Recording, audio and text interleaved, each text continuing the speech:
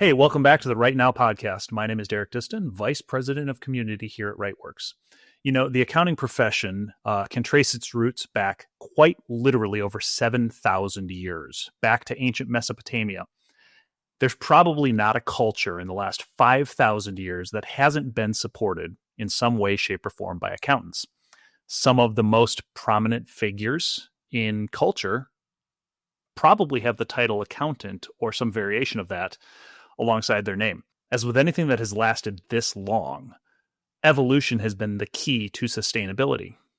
Today, we see this rate of change accelerating more rapidly than ever.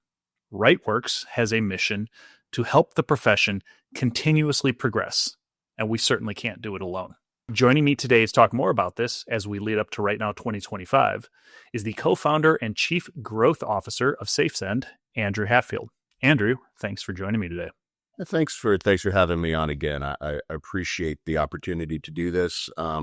We did this last year, and I thought it was a valuable and wonderful experience. And I appreciate you letting people like me have the chance to get our information out to the industry, talk about what's going on. Well, let's talk about the differences between the last 12 months and now.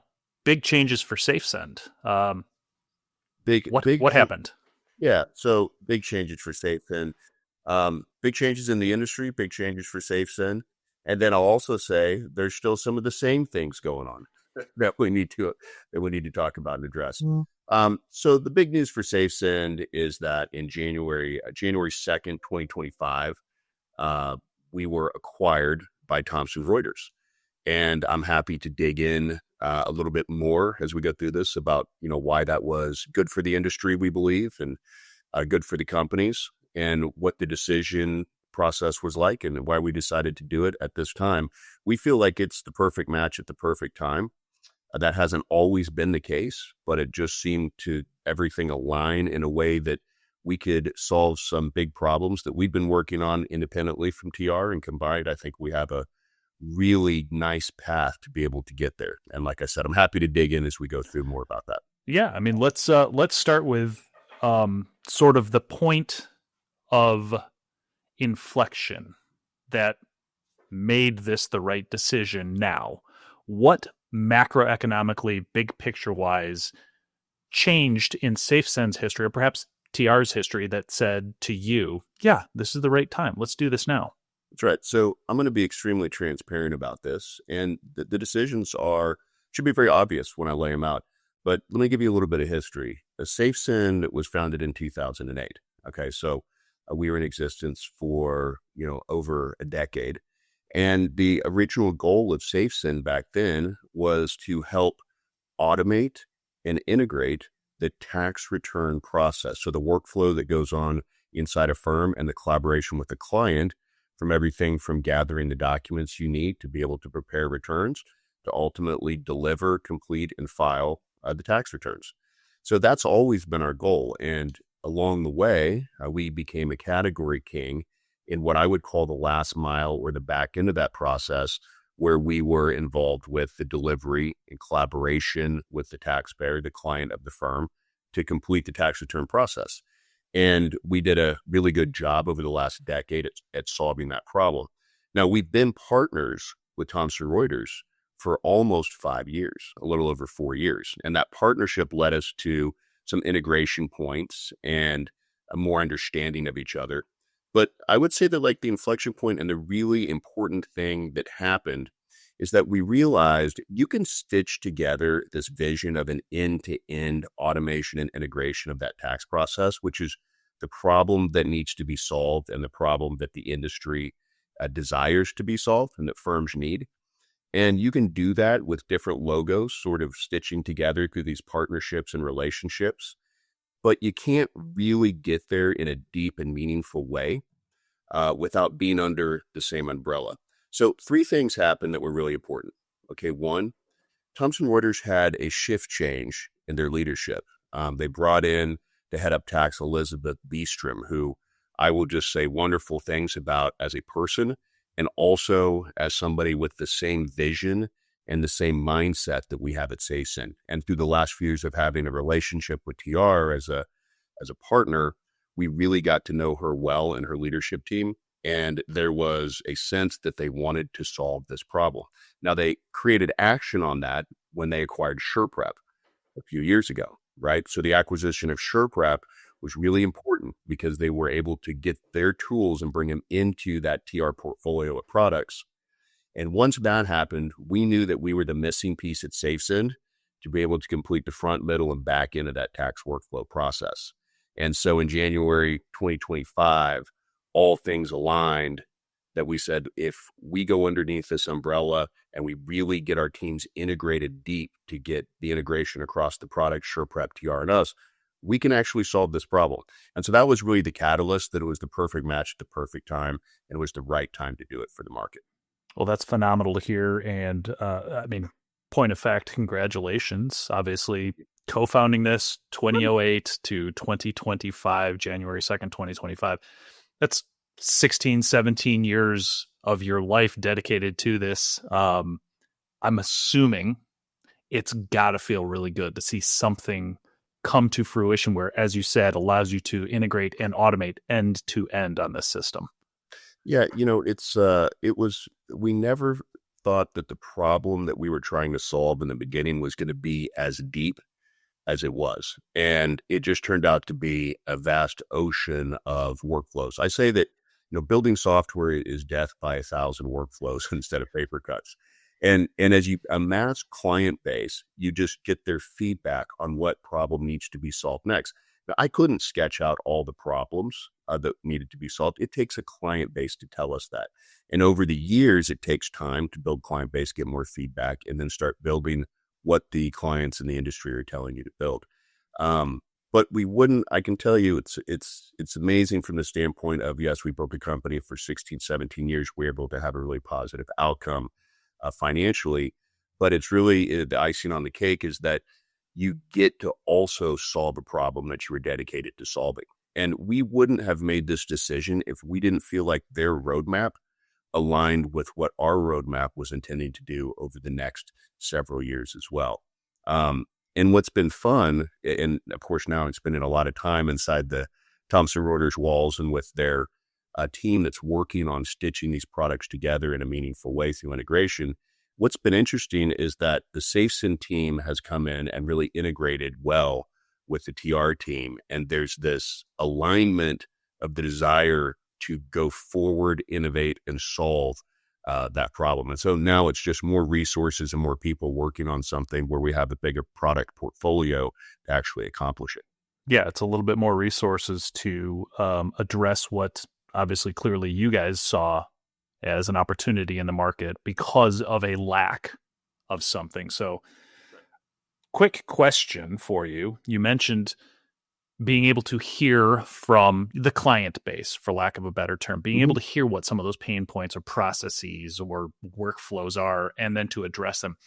Early on, what was one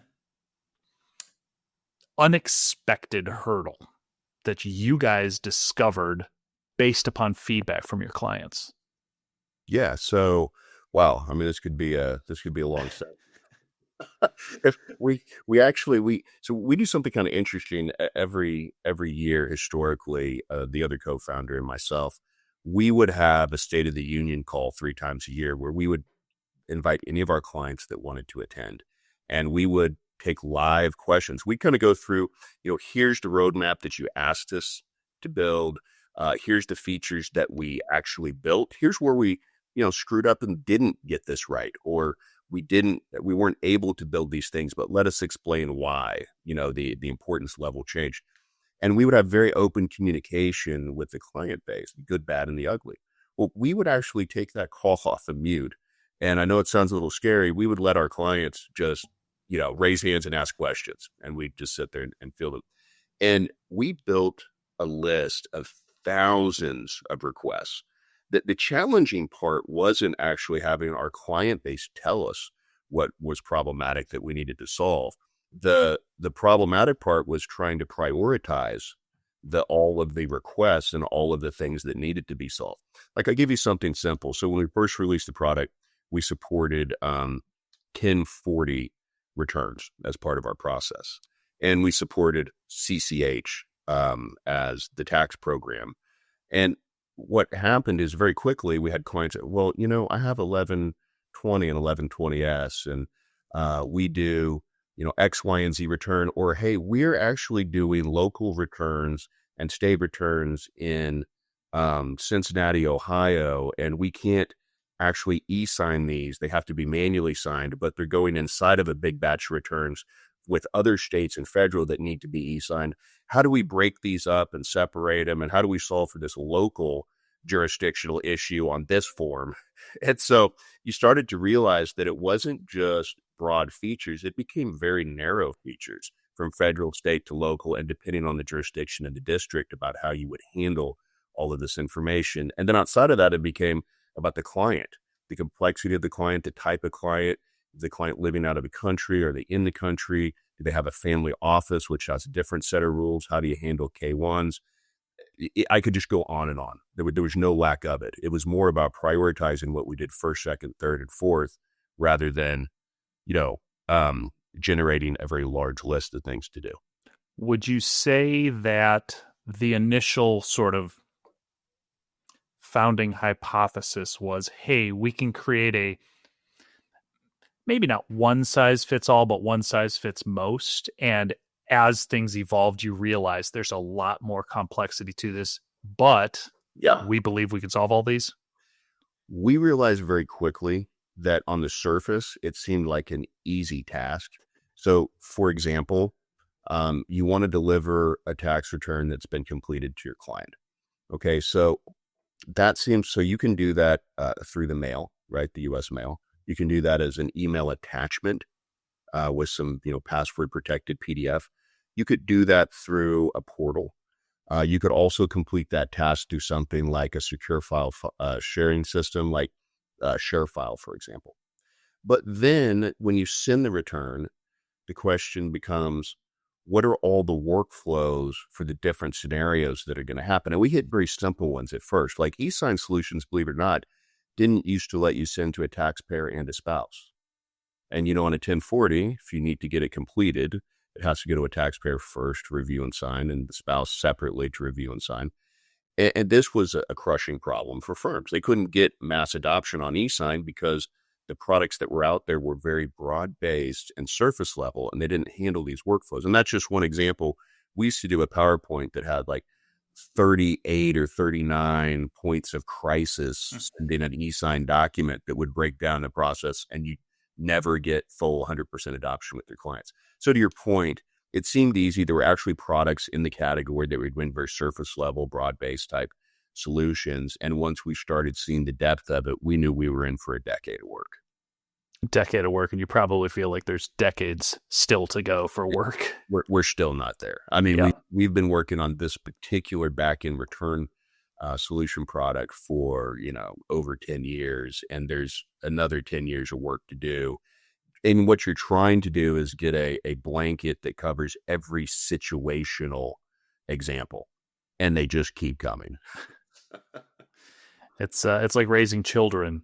You think you know all the answers, and you realize you don't even know 1% of what needs to happen. Yeah, and we see one side comment with AI and AI tools. We see a lot of companies that come into the space, a lot of outside companies actually that didn't grow up as accountants or didn't come from inside the space. That's a lot of the private equity money coming in here. That's a lot of AI wanting to go industry to industry, AI-based funded, startups wanting to go around and disrupt and change, old antiquated processes. And you see these companies that, say, well, with AI tools, we can build faster than you could. It took you 10 years, but we can do it in 2 or 3 because the tooling is so good. And what I see is that there is an ability for somebody to actually solve problems that companies like SurePrep or SafeSend or TR or CCH had spent a long time solving a little faster. But the problem is that we all have the tools too. I mean, we're using AI and all the modern tools. And the difficulty isn't really whether you can program the solution. That's not the difficult part. No takeaway from the great development teams out there. It's that you have to understand the problems at depth.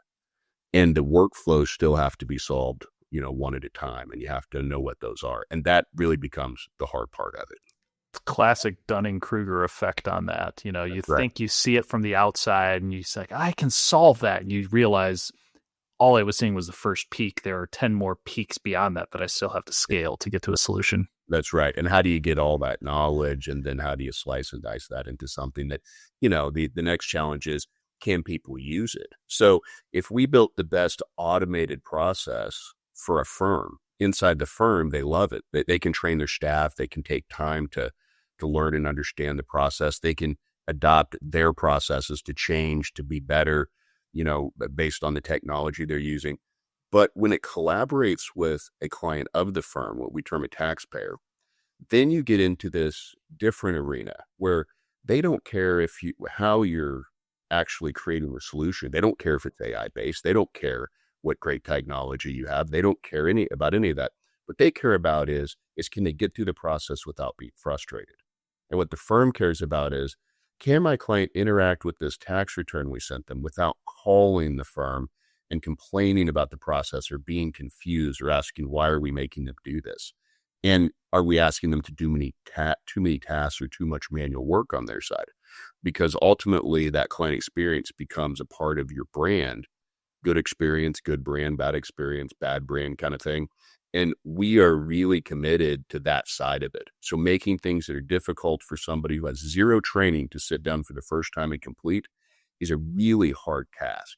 I'd say that's probably one of the hardest tasks for us, and what we focus a lot of time and energy on is, can we have somebody who's never interacted with SafeSend before, for example, be able to sit down, open the return up, get through the things we're asking them to do, and get it back to the firm in one shot without having a problem or frustration. It's the iPhone analogy. It's Steve Jobs. I want this to be so simple to use that nobody ever wants to examine another option on top of it. That's right. And it turns out that's pretty hard to do. Both making a phone and making a process. Yeah. Just making it easy for somebody. I mean, there's so many different profiles of people that are tech savvy, not tech savvy. I mean, people do this now from their phones. They do it on the fly. They do it fast. And there's lots of good experiences in people's lives when they interact with collaborative technology that if you have a bad experience, it stands out anymore. And I think, post-pandemic, we all know there's a lot more people in that bucket of digital and remote and willing to adopt and use things that they didn't before. Well, I mentioned it in the intro, and then you just mentioned a couple things doing this from your phone. You mentioned AI. We've talked about private equity coming into the space. The last time that you were on, I asked this similar question: what has changed in the last 12 to 18 months from an industry perspective? So taking a step back from SafeSend and thinking more holistically, software solutions picture of the industry in the last 12 to 18 months. What do you think has been the biggest change? Well, first of all, we continue to see lots of mergers and acquisitions in our space and a lot of PE money coming in. Not only funding software companies, but, buying and merging firms. Right. And so there's that whole thing. You still have this shift to advisory, which is, trickling down into a much bigger pool of professionals who are trying to make a move to be more in that advisory position. That's been going on for some time, but still it's a massive shift. I hate to be so pragmatic here, but it's the staffing crisis. I mean, we're still plagued by an aging workforce and declining interest in the profession. Firms still struggle to recruit new talent. And so there's all of that stuff going on, but there's also this other thing going on called AI, which is moving really fast. And it has all sorts of different positioning in what it means to a firm. So, some are the tools, the AI tools, the chat bots, the things that can help you actually do your work faster and cleaner and write an email for you, or a document, or you can go to research or advice through AI. Those are the things that I think professionals need to really cling on to because they're extremely helpful. I'm in my professional life. And then there's the other side of AI, which is moving really fast, that, will be replacing people in their jobs.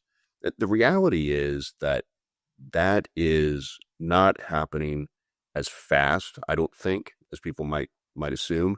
But what is happening is we're able to use AI to help uplift the staffing crisis by actually having digital people that are doing work that maybe you might used to outsource or offshore. You'll find that there's going to be AI technologies that can help actually have somebody do that work who is a digital person. And then where we're really focusing on AI, just because I know it's kind of a black box sometimes It for is. AI, like real examples. And I think everybody's thinking about it the last 12 to 18 months. For us, for a company like SafeSend, you don't have to sit there and worry about what AI is doing.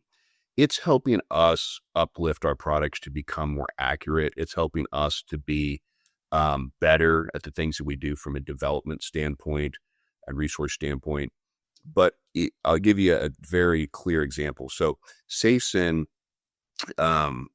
built a AI gather product. Okay, so it sits on the front end of the tax process, and it's all about gathering the data and documents that a firm needs from their clients to be able to go to the preparation stage and preparing a tax return.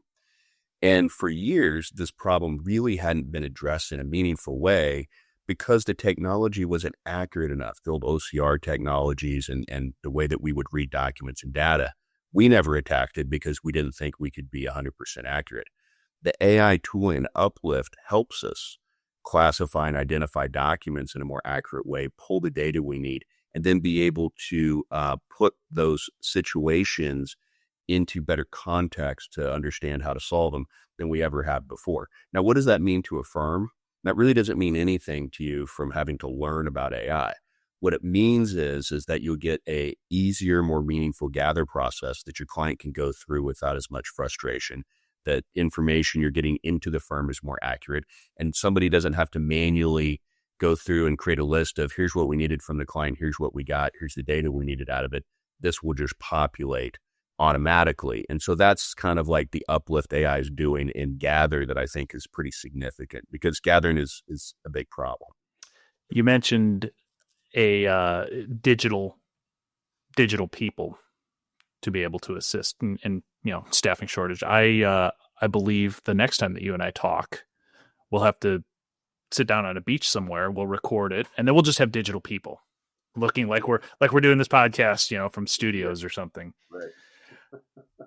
So continuing on the topic of AI a little bit, what do you see as the biggest opportunities for a practitioner if I'm not worried about the company side of AI? What are you doing with AI? What are the opportunities for me freeing up that cycle space for me to be focused on AI? Yeah, I think there is an interesting category here. I don't know how advanced these companies really are, but it's something to pay attention to. So if you're a firm that is been outsourcing any work, and I know that a lot of firms do, right? There's a staffing crisis, so you have to uplift technology, but you also got to find staff somewhere, which a lot of firms outsource. There's a lot of companies in that business. When I mentioned digital person earlier, one of the places that we're seeing AI being applied, which could become very relevant if it's accurate, if the work doesn't have to be manually checked in a way that takes time from the firm, where then it kind of like alleviates, like there's no point in doing. Right. Let's just have a person do it anyway.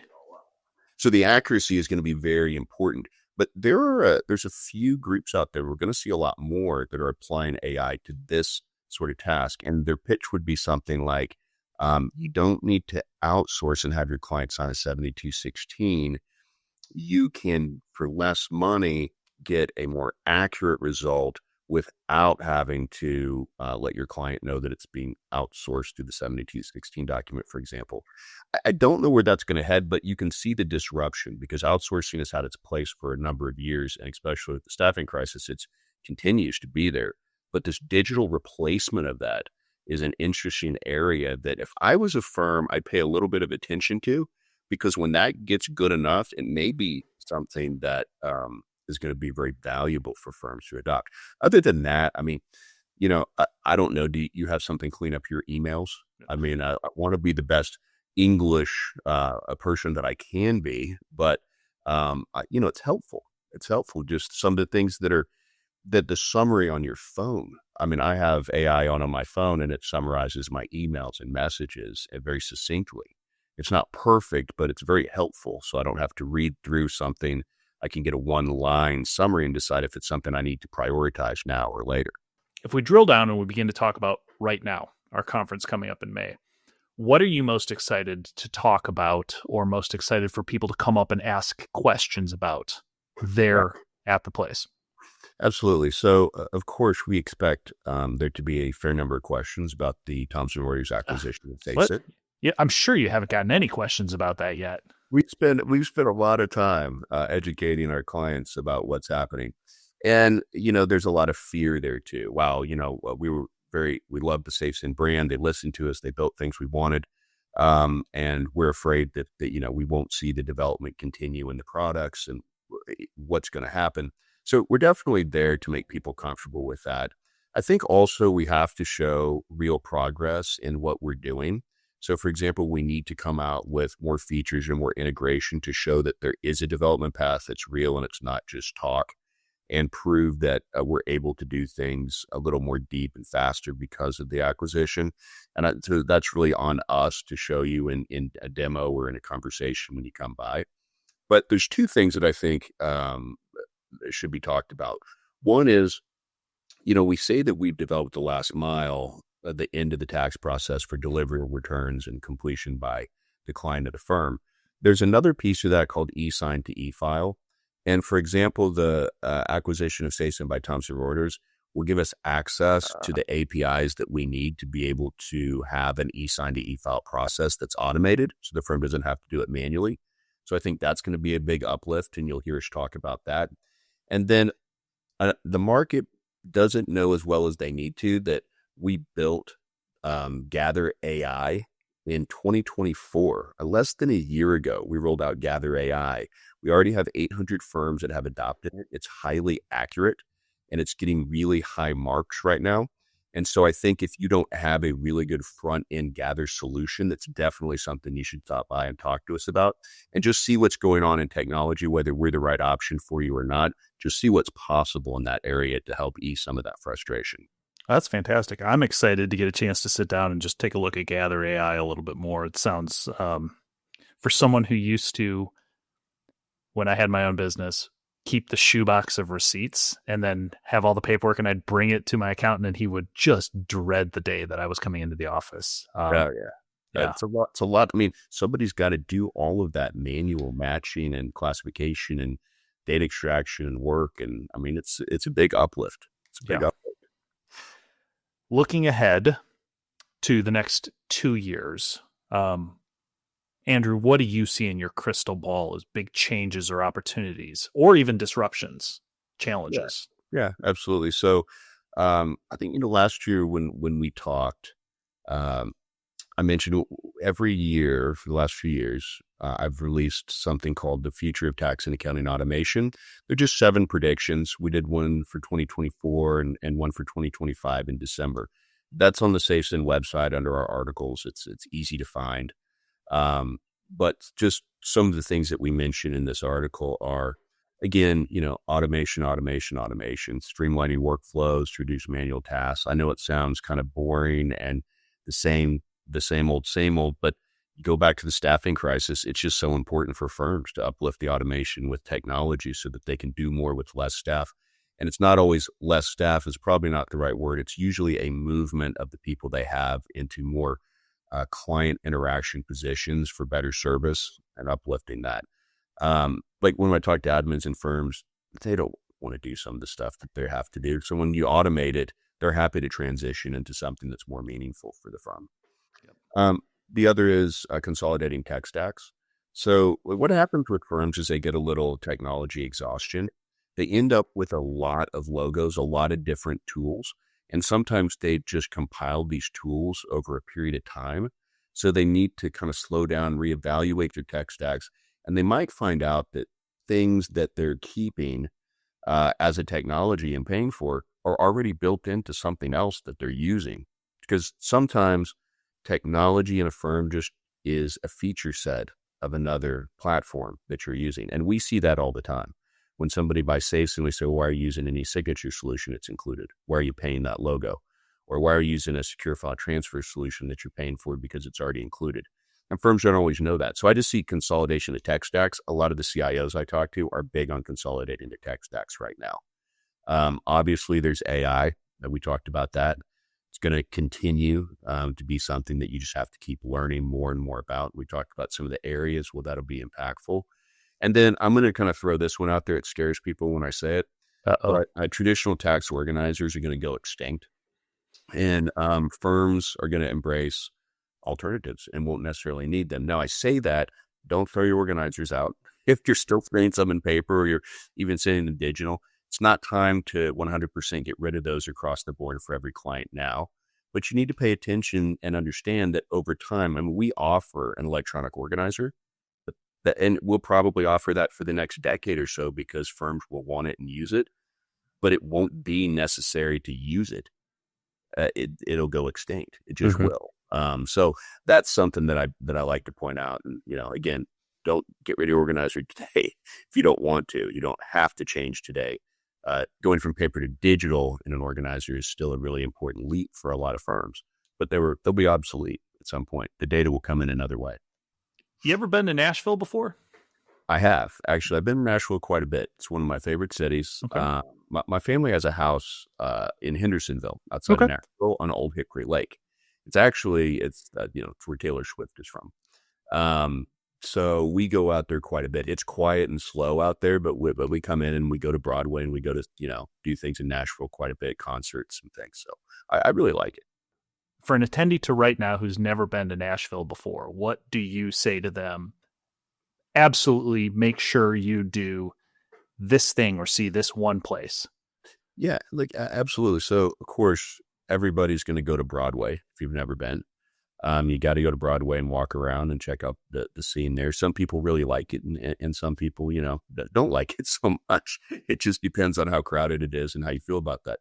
But you got to go and see Broadway and check that out. Also just find a list of the different music venues and bands that are in town. I mean, there's a Grand Ole Opry, if that's something that's on your list. It's a little outside of Nashville, but it's worth the journey. And then I would always, the Bluebird Cafe is another one. There's a place that is not historically Nashville, but it's a place that I go to a lot when we're on Broadway. It's actually Justin Timberlake's club. It's called JP's 1230 Club. It's the top of Broadway. So if you're going away from the river, away from the stadium, and you're kind of going up, it's a great place to get out of the crowd. They have country music downstairs, but on the third floor, they have an incredible supper club. And it is just top-notch dinner. It's very nice. You don't have to dress up, but it feels like you're in a place where you would. And they have great kind of sultry music from jazz to R&B to just very, very good supper club vibes. And I like that place a lot. That's awesome. I'm going to put that on my list. You may not know this, but do you know, will the SafeSend crew be bringing any swag with them? So I don't know what we're bringing this year in particular, but in the past, I mean, we've given away iPads, Switch game systems, golf balls are always very popular. We bring the Yetis. We've always got things like hand sanitizer and breath mints and this kind of stuff. We give away bags. We gave a flamethrower away at AI Tech a couple of years ago, and it was like a big deal that one of our clients wanted in a raffle. And so there's no telling what they're going to bring, but we have loads and loads of stuff. We're stopping by and picking up. Well, I'm going to put in a plug for socks because when I go to conferences, that's the thing that I love to do is get socks as much as possible. I have an entire drawer full of my conference socks, but I might change and start collecting flamethrowers now at this point. That was one of the strangest out of the box things that we did. And everybody remembers, and I promise you, the guy who got it, whether or not it has a big SafeSend brand on, he knows exactly who you are. He's definitely told that story to a lot of people. Absolutely. Well, I asked you this question the last time that we spoke, and your answer was, you would give yourself the advice to find more mentors. So I'm going to ask this question again and see if your answer has changed. If you could go back in time 10 years and give yourself one piece of advice in 30 seconds, what piece of advice would you give yourself? Yeah, I do remember that my answer was find more mentors. That's always really top on my list. I feel like I found some and I wish I'd found more. I think they're great for everybody. So I can't, say that enough. The other thing, I mean, it's a little cliche, but just enjoy the little moments in the journey. There's a lot of frustrations in the journey. I mean, there's a lot of hair pulling moments building a software business. But you know what? The journey is what it's all about. And that's the fun. So flipping the question around then, if you could go 10 years into the future and in 30 seconds ask yourself one question for advice, what would you ask yourself? It would be 20 years ago, did I listen to the advice that I gave myself in the last question? And if I didn't, explain why. Explain why I'm still not listening. I hope I would be better than that. Help me help you, right? Help me. Exactly. Andrew, as we wrap up, again, thank you very much. It's always a pleasure getting a chance to sit down and talk with you. Any closing comments, thoughts? No, just look forward to seeing colleagues and friends in Nashville. Can't wait. You It's guys going to be have a great conference. Always do. Going to be awesome. I'm going to extend the invite to you, dear listener. Keep practicing, keep evolving, keep uplifting each other, and please feel free to come join us in Nashville, as Andrew mentioned. We'll be there May 19th through the 21st for RightNOW 2025. As a bonus for you as a listener of this podcast, if you go to rightworks.com/RightNow 2025, you could use the offer code POD300. Again, POD300, you'll receive $300 off your registration. I want to remind you, there's an ancient Chinese proverb that says the best time to plant a tree was years ago. The second best time is right now. There's your cue. There's your opportunity. The best time to make a change was years ago. Second best time is right now. Andrew, thank you again so much for your time today. Thank you so much. Appreciate it as always.